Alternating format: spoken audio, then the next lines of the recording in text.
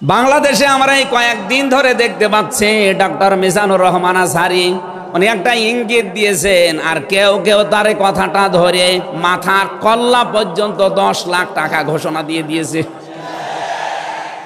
আপনার এত টাকা যে একজন মানুষের মাথার দাম আপনি 10 লাখ ঘোষণা দিয়ে দিলেন, তাও আপনি একজন পীর। এটাকে পীর না শয়তান? দুদককে বলবো, যারা 10 লাখ টাকা মানুষের মাথা ঘোষণা দিতে পারে তার টাকা আছে কত আপনারা খোঁজ নিন। কথা বলেন না কেন? এই পীরগুলোকে আমরা মানুষকে 50,000, 5 লাখ, 10 লাখ টাকার কম্বল বিতরণ করতে দেখি না এই শীতে। তারা মানুষের মাথা চায় 10 লাখের বিনিময়ে। কি হয়েছে? সে একটা অসংলগ্ন কথা বলেছে। এই কারণে আপনি 2 ঘন্টা কথা বলেন তো আমি আপনার 50টা ভুল ধরবো। আমরা 1.5 ঘন্টা 2 ঘন্টা কথা বলে একটা স্লিপ অফ টান হলে সেইটা নিয়ে এই যে কেরামান কাতিবিন উনি একটা কি বলতেছে বলে ফেলেছে। আরে ভাই, আমাদের বয়সই কত? আমার বয়স এখন 33, মিজান ভাই আমার 5 বছরের বড় মাত্র। সব মিলে নাই তার 38-40 বছর হবে। এখনো তো নবুয়তের বয়সে আমরা পাইনি। কথা বলে না কেন? নবীকে আল্লাহ 40 বছরের আগে নবুয়ত দেয়নি। আমরা তো সে বয়সে এখন মানে পার হতে পারিনি। 2-1টা কথা এদিকে ওদিকে হলে আপনারা মাথা 10 লাখ টাকা। মাথা কি এত ফ্রি? বলেন। কেউ কেউ অলরেডি আবার বলেছে এরা ধর্ম ব্যবসায়ী। এই কথা যেই লোকটা জানিয়েছে মিজানুর রহমান আজহারীর নাম নিয়ে যে এটা ধর্ম ব্যবসায়ী, আপনার ঈমান চলে গেছে। কারণ মিজানুর রহমান আজহারীর নামের আগে একজন আলেম লেখা আছে, আল উলামা ওয়ারাসাতুল আম্বিয়া, আলেমরা নবীর ওয়ারিস। এই কথা বলেন না কেন? অনেক বড় দায়িত্ব তার মাথার উপরে। নবী যে জানিয়েছেন আনা খাবাল খাতামান নাবিয়্যিন লা নাবিয়্যা বাদি, আমি শেষ নবী, আমার পরে কোনো নবী নেই। এ কথার ভেতর একটা ইঙ্গিত আছে, নবী শেষ, তারপরে নবী নেই। অথচ আদম নবী থেকে শুরু করে হযরত ঈসা নবী পর্যন্ত আমরা দেখেছি এক নবী শেষ হওয়ার পরে আর এক নবীর উপরে এ দায়িত্ব এসে পড়তো। উম্মতের দায়িত্ব ভার নবীরা নিত, কিন্তু এখন তো নবী নেই। যেহেতু ওনার ঘোষণা আমার পরে আর কোনো নবী নেই, আমি শেষ নবী, এই হিসাবে নবীজি জানিয়েছেন আল উলামা ওয়ারাসাতুল আম্বিয়া, আমি থাকবো না কিন্তু আলেম থাকবে, এরাই আমার ওয়ারিস, এরাই আমার স্থলাভিষিক্ত। নবীর উপরে কথা বললে যেমন আমল আখলাক আল্লাহ নষ্ট করে দেয়, আলেমদের বিরুদ্ধে আলেমদের উপরে কারো যদি কথা যায় তার পেছনের আল্লাহ সব নষ্ট করে দেবে। অহুম লা ইয়াশউরুন, কখন যে নষ্ট হয়ে যাবে আপনি টেরও পাবেন না। এই জন্যে সীমা লঙ্ঘন করা যাবে না কথা এবং আচরণে, আপনারা সাবধান থাকবেন। যারা এই সীমা লঙ্ঘনগুলো করছেন, কাদের ইঙ্গিতে করছেন আমরা কিন্তু জানি।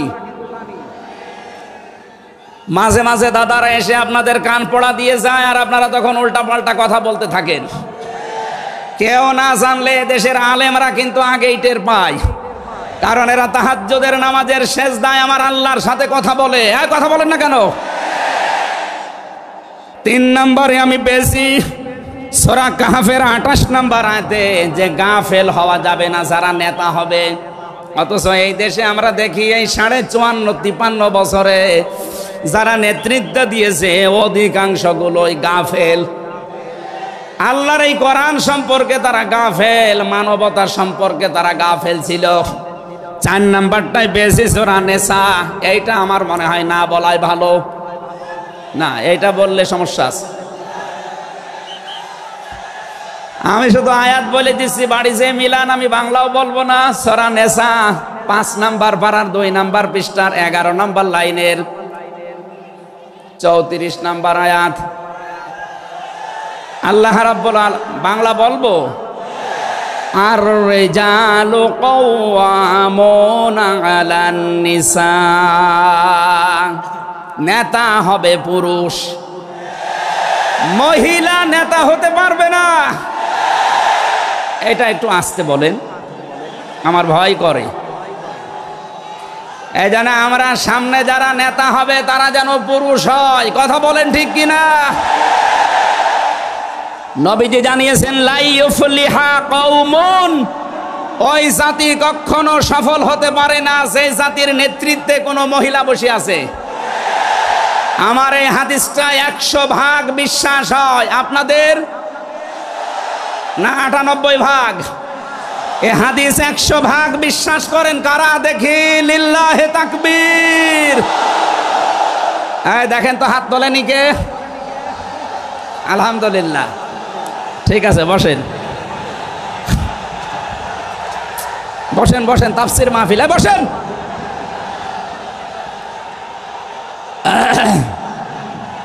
এটা যদি আমরা মেনে নিতে না পারি, এই 54 বছরে আমরা যেখানে ছিলাম আরো পেছিয়ে যাওয়া লাগবে। এই জন্য আমরা সামনে এগিয়ে যেতে চাই। কোরআনের সূরা নিসার 34 নম্বর আয়াত, সামনে যদি নেতা হয় পুরুষ মানুষ হবে ইনশাআল্লাহ। আরো জোরে বলেন ঠিক কিনা? 5 নাম্বার পেয়েছি সূরা বাকারা 124 নম্বর আয়াত, কোন জালেম নেতা হতে পারবে না। আমাদের জাতির পিতা হযরত ইব্রাহিম আলাইহিস সালামকে দিয়ে আল্লাহ উদাহরণ দিয়েছেন। আপনি সূরা বাকারার 124 নম্বর আয়াতটা পড়ে নেবেন। সুতরাং যারা জালেম হবেন সামনে তাদের নেতৃত্বে আসার দরকার নেই, আপনি ভিক্ষা করে খান। হ্যাঁ, কথা বলেন না কেন? আমরা অনেককেই দেখতে পাচ্ছি এই যে দ্বিতীয় স্বাধীনতার পর থেকে অনেকেই জুলুম আরম্ভ করেছেন। আপনারা থামবেন, আমরা সবাই মাজলুম এই দেশে, শুধু ওই 14 দল বাদ দিয়ে। সুতরাং আমরা এই মাজলুম গুলো যেন আবার জালেম হয়ে না যায়, তাহলে নেতৃত্ব দেওয়ার যোগ্যতা আমরা হারিয়ে ফেলবো। আল্লাহ যেন আমাদেরকে বাঁচান, বলেন আমিন। সূরা বাকারা আয়াত নাম্বার 208। আমরা একটা মাত্র আয়াত থেকে আজকে তাফসীর করার জন্য বসছি, আমার নির্ধারিত সময় পর্যন্ত যাব। এদিকে কি মানুষের চাপে, মানুষের চাপে এগুলো হচ্ছে নাকি? আপনারা একটু ধৈর্য ধরেন। আসলে এনাদের তো আর জায়গা নেই, আর কোথায় পাবে জায়গা? এখানে শুনলাম আসার আগে 8 থেকে 10 লাখ মানুষের ওনারা ব্যবস্থা করেছে। এরপরও বাইরে যে অবস্থা দেখলাম, কমপক্ষে 15 থেকে 16 লাখ মানুষ আজকে এই সিলেটের ময়দানে এসেছে কোরআন শোনার জন্য। আলহামদুলিল্লাহ। সম্মানিত ভাইরা, আমরা যেটা বলতে চাচ্ছি, ঈমান আনার আগে আল্লাহর নির্দেশ যে তাগুত ছেড়ে দাও, তাহলে ফাকাদ ইসতামসাকা বিল উরওয়াতিল ওয়াসকা, এমন একটা মজবুত রশি ধারণ করতে পারবা, লাং ফিসামা লাহা, যা ছিঁড়ে যাবে না। এ বাংলাদেশ সহ বিশ্বে আমরা যারা ইমানের দাবি করি, অনেকে তাগুত ছেড়ে না দিয়ে ইমান এনেছি। এজন্য বিপদ আসলে ইমান আর টেকে না। পক্ষান্তরে যারা তাগুত ছেড়ে দিয়ে ইমানের দাবি করতে পেরেছে, এই মানুষগুলোর ইমানের যত পরীক্ষা হয় তাদের ইমান তত মজবুত হয়। শহীদ আল্লামা দেলাওয়ার হোসেন সাঈদী তার 1 নম্বরে প্রমাণ। কথা বলেন না কেন? 13টা বছর জীবনে একটা ঘরে কাটিয়েছে, তারপরও তিনি মাথা নত করেন নাই। কারণ তাগুত ছেড়ে দিয়ে ইমান এনেছিলেন। তাগুত ছেড়ে না দিয়ে যদি ইমান আনতেন, তিনি টিকে থাকতে পারতেন না। আমি বহু মানুষ জেলে দেখেছি, বহু আলেমকে দেখেছি, তারা টিকে থাকতে পারে না, আল্লাহকে পর্যন্ত দোষারোপ করে।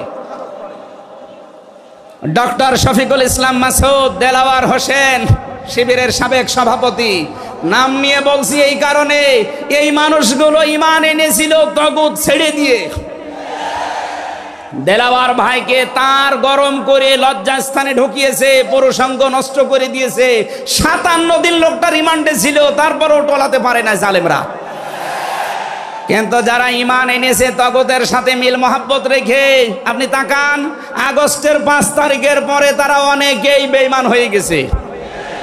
জাতীয় মসজিদের সাবেক ইমাম, কথা বলে না কেন? 5 তারিখের পরে পালিয়েছে, পৃথিবীর ইতিহাস পাল্টিয়ে দিয়েছে। জাতীয় মসজিদের ইমাম পালিয়ে যায়, এটা একটা লজ্জা না? এমপিরা নাই পালিয়ে গেল, আপনি কেন পালাবেন? কিছুদিন পরে জোর করে এসেছিল, ইমামতি আবার করব, জনগণ জুতা দিয়ে পিটিয়েছে। পরের দিন স্ট্যাটাস দিয়েছে, জনগণ জুতা দিয়ে পিটিয়েছে, তাই কি আমার গায়ে লাগেনি। মানুষ কত নিচে নামতে পারে। তার বাবা তো একজন ভালো মানুষ ছিল, একজন আলেম ছিল, কি এসেছে আল্লাহ জানে। একটা জালেমাকে সে নাম দিয়েছে কওমি জননী। এই নামটা যেই দিন দেয় সেদিন জেলখানায় ওনার নামে বদদোয়া হয়েছে। মাওলানা মামুনুল হক সহ যত আলেম ছিল আমরা এক জায়গায়, ওনারা বলছিল যে করল কি হেফাজত ইসলামের 13 সালে এতগুলো মানুষ হত্যাকারী যার হাতে রক্ত লেগে আছে, আর সেই লোকটাকে নাম দিয়ে দিল কওমি জননী। আমাদের মাথা কাটা গেল। এরকম হাজারো আলেম, হাজারো পীর, হাজারো মুসলমানের দেশে ঈমান রাখতে পারে নাই, কারণ তগুতের সাথে সম্পর্ক রেখে ঈমানের দাবি করত। আল্লাহ বলেন ঈমান আনতে হলে আগে তগুত ছেড়ে দাও, এরপরে ঈমানের দাবি করো। উদখুলু ফিস সিলমি কাফা, ঈমানদার যারা তারা প্রবেশ করো পুরোপুরি ভাবে ইসলামে। এখানে সিলমন বা সালমন, সিনের উপরে জবর দিলে হয় সালমন মানে শান্তি, সিনের নিচে জের দিলে হয় সিলমন মানে ইসলাম। আল্লাহ রাব্বুল আলামিন ঈমানদারকে ডাক দিয়ে জানিয়েছে তোমরা প্রবেশ করো। যেহেতু সিলমনটা আছে এজন্য ইসলাম নেওয়া লাগবে। আমি যতগুলো তাফসীর বিশ্ববিদ্যালয়ে থাকাকালীন মিলিয়েছিলাম এই সিলমন দিয়ে। আমি ভার্সিটিতে থাকাকালীন প্রায় 42টার উপরে এক জায়গায় মিলিয়েছি, যে দেখি সবাই কি বলে। প্রত্যেক মুফাসসির এখানে শান্তি না, এখানে নিয়েছেন তারা ইসলাম অর্থে তোমরা পুরাপুরি ইসলামে প্রবেশ করো। এখন আমরা যদি প্রশ্ন করি পুরাপুরি ইসলামে প্রবেশ করার অর্থ কি, কোরআন শরীফ থেকে আমরা ব্যাখ্যা বিশ্লেষণ দিয়েছি যে 5টা বিষয় যখন দেখবেন আপনার ভেতরে আছে তখন বুঝবেন আমি পুরাপুরি ইসলামে প্রবেশ করেছি। জোরে বলেন সুবহানাল্লাহ। আমি তাফসীর থেকে যে নোটগুলো নিয়ে এসেছি তার 1 নম্বরে আপনি যখন দেখবেন যে আপনি আত্মসমর্পণ করে ফেলেছেন, 2 নম্বরে আপনার ভেতরে ইখলাস তৈরি হয়েছে, 3 নম্বরে আপনার বিশুদ্ধ আকীদা তৈরি হয়ে গেছে, 4 নম্বরে আপনার চরিত্র উন্নত হয়েছে, 5 নম্বরে আপনার লেনদেনে স্বচ্ছতা এসেছে। এই 5টা কাজ যখন আপনি দেখবেন তখন মনে করবেন যে আমি ইসলামে পরিপূর্ণ প্রবেশ করেছি। এখন বলেন তো আপনার কি 5টা কাজ পরিপূর্ণ হচ্ছে? আত্মসমর্পণ 1 নম্বরে আপনাকে করা লাগবে আমার আল্লাহর সামনে। কার সামনে? এটা দেখিয়েছেন আমাদের জাতির পিতা হযরত ইব্রাহিম। ইয ক্বালা লাহু রাব্বুহু আসলিম ক্বালা আসলামতু লিরাব্বিল আলামিন। সূরা বাকারা 1 নম্বর পারা 19 নম্বর পৃষ্ঠা 7 নম্বর লাইনের 131 নম্বর আয়াতে আছে। এটা ইবনে কাসিরে পাবেন। আল্লাহ পাক বলেন আত্মসমর্পণ করো। উনি গাছের মাথায় বসে কোড়াল দিয়ে কাঠ কাটছিলেন, ডাক দিয়ে বলে মাবুদ এখানে বসে আত্মসমর্পণ করব কি করে? আল্লাহ পাক বলেন আত্মসমর্পণ এখানে খতনা করে আত্মসমর্পণ করো। গাছের মাথায় তিনি কোড়াল দিয়ে খাতনা করে বললেন আমি মহাবিশ্বের প্রতিপালকের কাছে আত্মসমর্পণ করলাম, স্যালেন্ডার করলাম। এতটুকু তিনি শেষ করেননি, তিনি ডাক দিয়েছিলেন ইন্তেকালের আগে তার সন্তানদেরকে, ওয়াসাা বিহা ইব্রাহিম বানিহি ওয়া ইয়াকুব ইয়া বানিয়া ইন্নাল্লাহা আসতাফা লাকুমুদ্দিন ফালা তামুতুন্না ইল্লা ওয়া আনতুম মুসলিমুন। হযরত ইব্রাহিম আলাইহিস সালাম এবং ইয়াকুব এই 2 জন নবী ইন্তেকালের আগে তার সন্তানকে ডাক দেন, হে আমার কলিজার টুকরার সন্তানেরা, ইন্নাল্লাহা আসতাফা অবশ্যই আল্লাহ তোমাদের জন্য মনোনীত করেছেন লাকুমুদ্দিন একটা দিনকে, ফালা তামুতুন্না ইল্লা ওয়া আনতুম মুসলিমুন মৃত্যুবরণ করবা না যতক্ষণ মুসলমান হতে না পারো। এবার আসেন তো ইব্রাহিম আমাদের জাতির পিতা, হযরত ইয়াকুব আলাইহিস সালাম তাদের সন্তানদেরকে ইন্তেকালের আগে নসিহত করলেন যে তোমাদের জন্য আল্লাহ একটা দিন মনোনীত করেছেন। কি মনোনীত করেছেন? দিন কি? এ রাতের পরে যেটা আসবে ওই দিন। বলেন বলেন। কবরে গুরুত্বপূর্ণ যে প্রশ্নগুলো তার ভেতরে এটা একটা, মা দীনুকা, দিন কি? এটা যদি আপনি ক্লিয়ার হতে না পারেন কবরে যে প্রশ্নের জবাব দিতে পারবেন না। এজন্য এই বিষয়টা নিয়ে বিস্তারিত আমাদের জানা শোনা দরকার। দিন বলতে আল্লাহ নিজে আবার ব্যাখ্যা দিয়েছেন, দিন কি জানো? ইব্রাহিম নবী যেটা, ইয়াকুব নবী যেটা তার সন্তানদেরকে বারবার ওসিয়ত করছিল ইন্তেকালের আগে, আল্লাহ তোমাদের জন্য একটা দিনকে মনোনীত করেছেন, সেই দিন হচ্ছে ইসলাম। জোরে বলেন সুবহানাল্লাহ। ইন্নাদ-দীনা ইনদাল্লাহিল ইসলাম। অবশ্যই আমি আল্লাহর কাছে মনোনীত একটাই দিন আছে, তার নাম, আরো জোরে বলেন। এখন পৃথিবীতে প্রায় 4,500-এর উপরে ধর্ম আছে, দিন আছে। 4,500 ধর্মের কোন দিনের উপরে, ধর্মের উপরে আমার আল্লাহ রাজি নেই, খুশি নেই, তিনি পছন্দ করেন না। একটাই মাত্র দিনকে তিনি মনোনীত করেছেন, পছন্দ করেন, তার নাম ইসলাম। ওমাই ইয়াবতাগি গায়রাল ইসলামি দীনান ফালা ইউকবালা মিন ওয়া হুয়া ফিল আখিরাতি মিনাল খাসিরিন। সূরা আলে ইমরান 3 নম্বর পারা 20 নম্বর পৃষ্ঠা 4 নম্বর লাইনের 85 নম্বর আয়াতে আছে, এ পৃথিবীতে কেউ যদি ইসলাম বাদ দিয়ে অন্য কোন নিয়ম নীতি, অন্য কোন দিন অনুসরণ করে, ফালাই ইউকবালা মিন, জীবনে আর কোনো কিছু আল্লাহর দরবারে কবুল হচ্ছে না, হবে না। ইউকবালা এটা মোজারে, বর্তমান, ভবিষ্যৎ, প্রেজেন্ট, ফিউচার। এর আগে লান এসেছে, মোজারের আগে লান আসলে আরবিতে বাংলা অর্থ দাঁড়ায় জীবনেও হবে না, কোশ্চিন কালো সম্ভব না। আল্লাহ যদি গ্যারান্টি দিয়ে বলে ইসলাম বাদে অন্য কোন নিয়ম নীতি দিয়ে অন্য কোন ধর্ম পালন করলে আমি আল্লাহ রাজি হব না, কেউ রাজি করাতে পারবে? এতটুকু আল্লাহ শেষ করেননি, পরেরটা আরো কঠিন। অহুয়া ফিল আখিরাতি মিনাল খাসিরিন। আল্লাহ পাক বলেন ওই লোকটা সবচাইতে বড় ক্ষতিগ্রস্ত হবে আখিরাতে। বলেন নাউজুবিল্লাহ। সিলেটবাসী আমাদের জীবন এদিকে ওদিকে করে হয়তো কেটে যাবে, কিন্তু মরণের পর আমরা যদি ক্ষতিগ্রস্ত হয়ে যাই, এই আসল জীবনে যদি আমাদের নষ্ট হয়ে যায়, তাহলে আমরা এই ভুল পথে থেকে আমাদের জীবনটা নষ্ট করব কোন কারণে? যত নিয়ম নীতি আছে আজকে থেকে সব মাইনাস করবেন, সব বাদ দিয়ে দেবেন। ইসলাম বাদ দিয়ে কোন নিয়ম নীতি দিয়ে আল্লাহকে রাজি করানো যাবে? তাহলে ইসলাম বাদ দিয়ে বিয়ে শাদী হবে? বলেন বলেন। ইসলাম বাদ দিয়ে পরিবার নীতি হবে? ইসলাম বাদ দিয়ে রাজনীতি হবে? এটা হতে পারে। হ্যাঁ, কিছু মানুষ এখন কথাই আরম্ভ করেছে যে উঠলে আপনি রাজনীতির কথা বলেন। আরে ভাই, রাজনীতি যদি কোরআনে না থাকতো আমি ওই আয়াতটাই পড়তাম না। এর ভেতরে নামাজের কথা মাত্র 82 জায়গায় আছে। কয় জায়গায়? বলেন বলেন। রোজা রাখা ফরজ মাত্র 1 জায়গায় আছে। হজ করা ফরজ মাত্র 1 জায়গায় আছে। আর রাজনীতি কোরআন দিয়ে করা লাগবে এটা 903 জায়গায় আছে। সুবহানাল্লাহ বলতে পারেন না? পুরা কোরআন শরীফ আমি যতটুকু পড়েছি আমার এতটুকু আয়ত্ত হয়েছে।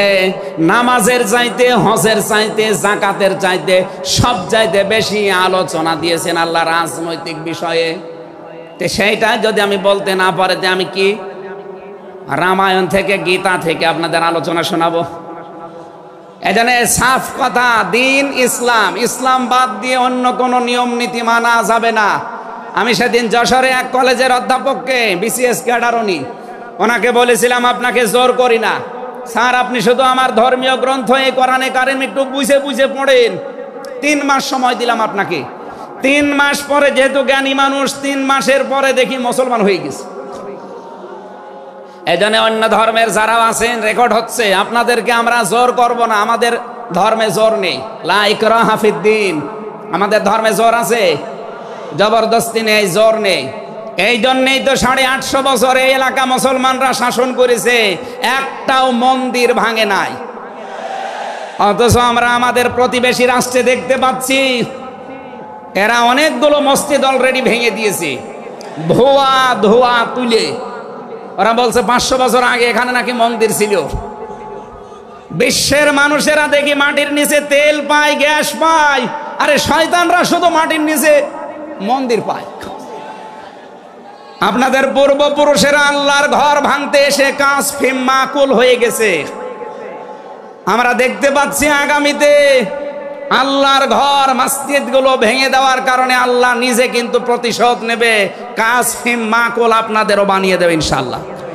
এজন্য প্রতিবেশী হিসাবে সতর্ক করলাম, যদি ভালো লাগে মেনে নিন, ভালো না লাগলে নিজের পায়ে নিজে কোড়াল লাগান। আমার কথার অর্থ বোঝেননি? সুতরাং পৃথিবীতে দিন ইসলাম বাদ দিয়ে কোন ধর্ম সব মানুষের বানানো তৈরি করা। অন্য ধর্মের মানুষদেরকে আমরা চ্যালেঞ্জ করছি, আহ্বান জানাচ্ছি, আমাদের এইটা পড়েন, লা ইকরাহা ফিদ্দিন লা রাইবা ফি যালিকাল কিতাবু লা রাইবা ফি। কোনো সন্দেহ নেই, সন্দেহের অবকাশ পর্যন্ত নেই। এখানে আসেন, যদি মনটা আপনার ভালো থাকে, টনি বেলারের শালিকা লরেন বুথকে যেভাবে হেদায়েত দিয়েছে আপনাকেও দিতে পারবে ইনশাআল্লাহ। সে আহ্বান রেখে এখনো যেহেতু 4টা অর্থ ছিল, আপনি যে ইসলামে প্রবেশ করেছেন তার দ্বিতীয় অর্থ আপনি দেখবেন যে আপনার ভেতরে ইখলাস আছে কিনা। আপনি কি লোক দেখানো কাজ করেন না আল্লাহর জন্য করেন, এইটা দেখবেন। 3 নম্বরে আপনার আকীদা শুদ্ধ আছে কিনা। আজ এই দেশের একটা মাসলুম সংগঠনের উপরে একটা তহমত দেওয়া হয় যে এদের আকীদা ঠিক নেই। আপনার আকীদা কত ভালো আমি নিচে নামলাম না। 4 নম্বরে উন্নত চরিত্রের অধিকারী হওয়া লাগবে, আর এটা নিতে হবে মুহাম্মদ রাসূলুল্লাহর কাছ থেকে।